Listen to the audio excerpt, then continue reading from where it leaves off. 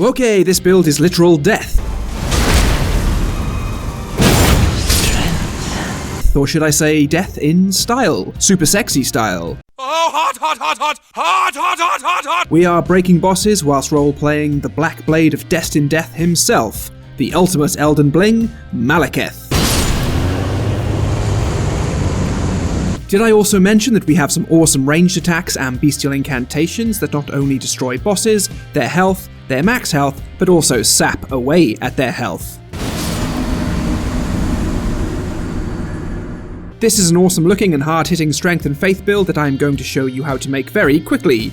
You'll be ready to Maliketh in just a few minutes.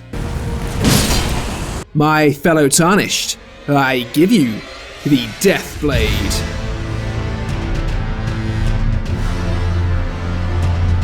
I started with the Prophet class and we have Vigor at 60, Mind at 16, Endurance at 38, Strength at 56, Dexterity at 12, Intelligence at 7, Faith at 80, and Arcane at 10. As for our gear, we are wielding Maliketh's Black Blade plus 10 with its awesome Ash of War, Destined Death. Destined Death unleashes a swipe and then a flurry of holy and physical damage, which lowers bosses' max health and continues to chip away at their health over time. It's brutal.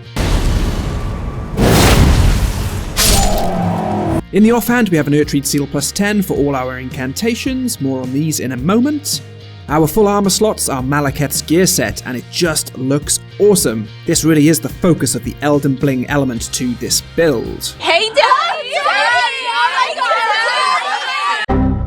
Talismans, talismans, talismans. Our talismans can vary depending on the situation, but are all pretty straightforward. Shard of Alexander boosting our Destined Death by 15%, the Sacred Scorpion Charm boosting our holy attacks by 12%, then we have the Flock's Canvas and Faithful's Canvas talismans boosting our incantations by a collective 12%. If you aren't going to be relying on the incantations I'm about to show you,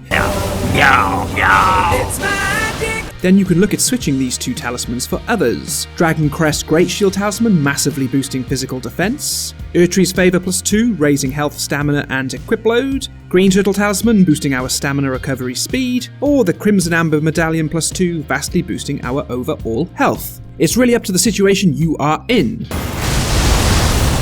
It was at this moment that he knew. He up.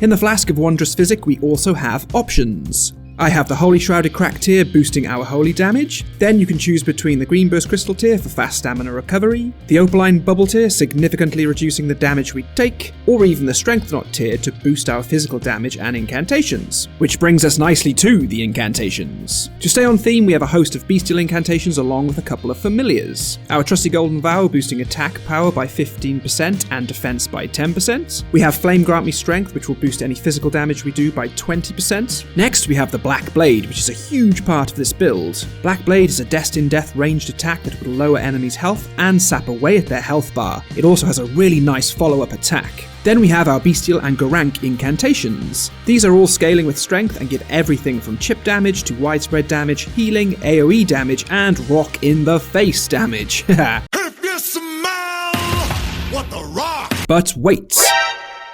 Why aren't we using the Clawmark Seal to boost all these incantations? Well, because at our current stats, using the Urtreed Seal actually gives us higher AR due to scaling. Now then, before you go anywhere, let's talk about combat and boss showcases. I buff up as normal, chugging the Physick and then Golden Vow and Flame Grant Me Strength. Then it all depends on the boss. I often like to start getting a few Black Blades in, lowering the boss's health and chipping away at their health over time. Then I wait for an opening and unleash Destined Death. Bestial Claw is a nice fast spreading attack which does decent damage, great for finishing off bosses mid-attack, and it's worth mentioning that as a colossal weapon, Maliketh's Black Blade is very hard hitting, so you will be breaking bosses' stance quite often.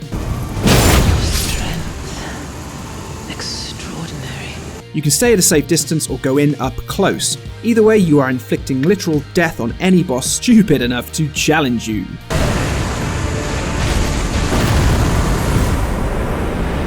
That really is all there is to this build, but before you fly off to break the game, let's test this build against some bosses. Before we do, I want to know your thoughts on this build.